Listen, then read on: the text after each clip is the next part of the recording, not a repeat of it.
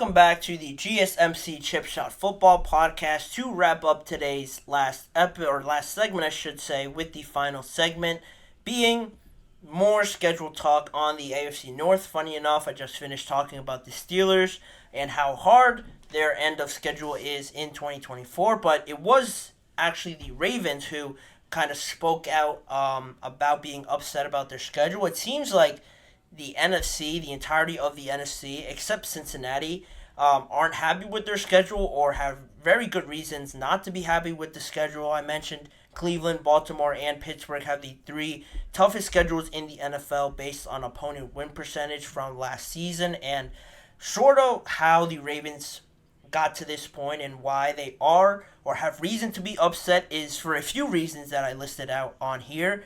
They have a late bye week, which is one thing, which is probably my biggest issue with their schedule. On top of having tough opponents and the second hardest schedule in the NFL, their bye week doesn't come until week 14, which is nuts. I didn't even think it could go that late, but apparently it can, and that's when the Baltimore Ravens will get a break from all the action that an NFL season comes with.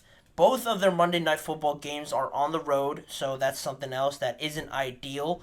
3 of their 5 primetime games are also on the road. Again, not something you would want planned out if you were making your own schedule. And also, they only have 4 days rest, similar to the Pittsburgh Steelers, between December 21st against the Pittsburgh Steelers and their Christmas Day game at Houston. So not only do they have little rest, the second game will be at Houston, traveling across the country to the state of Texas to play a very good Houston Texans team, a conference opponent, I should say, as well. So again, not ideal for the Ravens. And also, lastly, they will face a league-high 10 opponents that made the playoffs in 2023. The last 3 opponents on their schedule are the Steelers, made the playoffs, obviously, the Texans, and the Cleveland Browns as well. So, again, not ideal for the Ravens. They have voiced their displeasure a little bit to CBS NFL insider Jonathan Jones, who reported on the Ravens' issues a little bit, and he sort of dug deeper into what was said from the Baltimore Ravens by saying, they note that they are going to play 22 Monday Night Football games in the John Harbaugh era, with 18 of them being on the road. They note that 3 of their 4 October matchups are going to take place on the road this year, at Cincinnati, at Tampa, and at Cleveland. And Jonathan Jones went on also to mention how the Baltimore Ravens noted that they'll be playing on Christmas for the 4th time in franchise history, which is pretty remarkable, pretty odd that they keep track of that themselves, the Baltimore Ravens. It is their 2nd consecutive game on the road on Christmas. Also, another weird thing that they keep track of, but it is something that they hold not in the most positive of light with the NFL. 2nd consecutive year on a holiday that they are on the road. Traveling pretty far as well. Again, last year they traveled to the 49ers, if I'm not mistaken, and now again a cross-country trip to the Houston Texans. And also, it's the first time in league history that a team has played on the road on consecutive Christmases. So, some pretty odd and unique facts being dug up here by the Baltimore Ravens, but, it is kind of funny to poke fun of it for them digging it up a little bit and being so particular with some of these things that are true. But they have some room to be upset about this, with Baltimore also having some holes to fill on their offensive line after some of their starters moved on. Derrick Henry will be there, along with Lamar Jackson, obviously bringing Derrick Henry in. So they'll have a good chance in most of these games. I'm sure they're favored in a lot of these games, but is it fair for the Ravens to be unhappy with their schedule?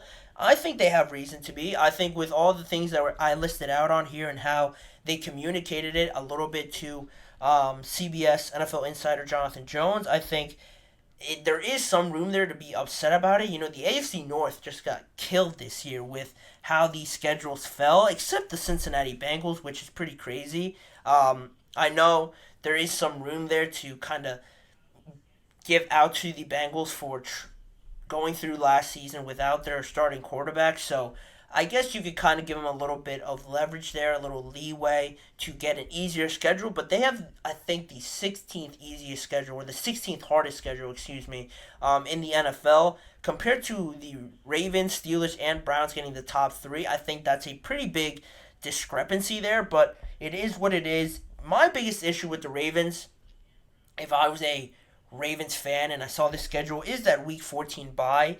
Then you play after Week 14. You have those 3 games left, like I mentioned, against the Steelers, the Texans, and the Browns. Playoff implications, I'm sure, will be held in those games, seedings and things like that. How maybe you have a contention spot to win the AFC North.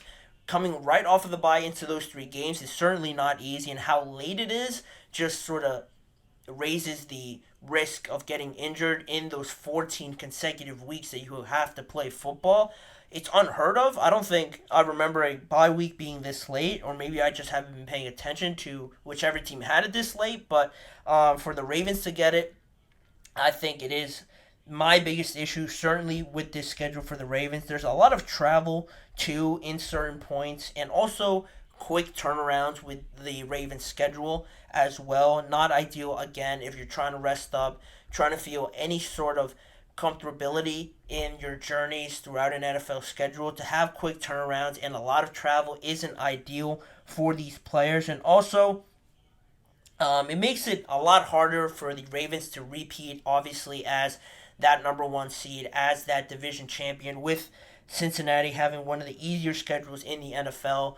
You anticipate Joe Burrow being healthy the entire season, and how talented they are regardless. They still finished 9-8 last year. Now you add Joe Burrow back into the mix. I'm pretty sure they're would be, or they should be, the favorites, at least at this point, to win that division.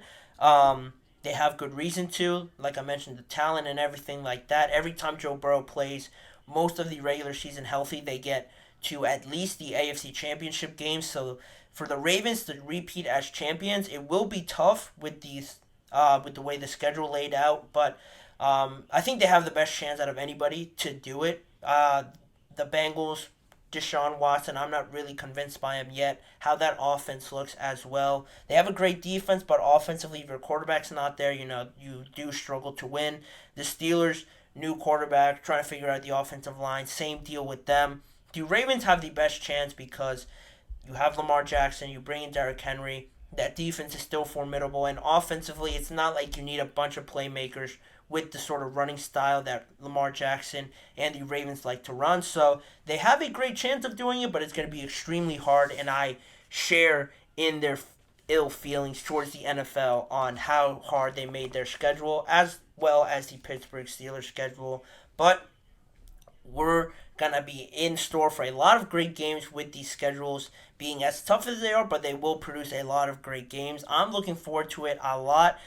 Football season can't come soon enough, but that'll do it for today's episode of the GSMC Chip Shot Football Podcast. I would like to give a huge thank you to you guys for tuning in to today's episode of the GSMC Chip Shot Football Podcast, brought to you by the GSMC Sports Network. Please remember to like, follow, and subscribe to the show, as well as the entire network as well. Make sure to follow us on other social media platforms like Facebook, Instagram, X, and TikTok for more of the network's content. If you want to see more of me and this show, check out the GSMC Sports Network channel and the GSMC Podcast Network channel on YouTube for YouTube Shorts that are posted every day. All the live shows are recorded and posted on both of those channels, as well as individual segment videos. If you don't have time to watch a whole show and want to watch a certain segment, you can do that, and they're all on both channels as well. As a reminder, tune in every weekday at 6:30 p.m. Eastern Time for more NFL and just football in general discussions with me, Manny Maradiaga, as your host. Thanking you guys once again for joining me, and I'll see you guys all back here again with me tomorrow.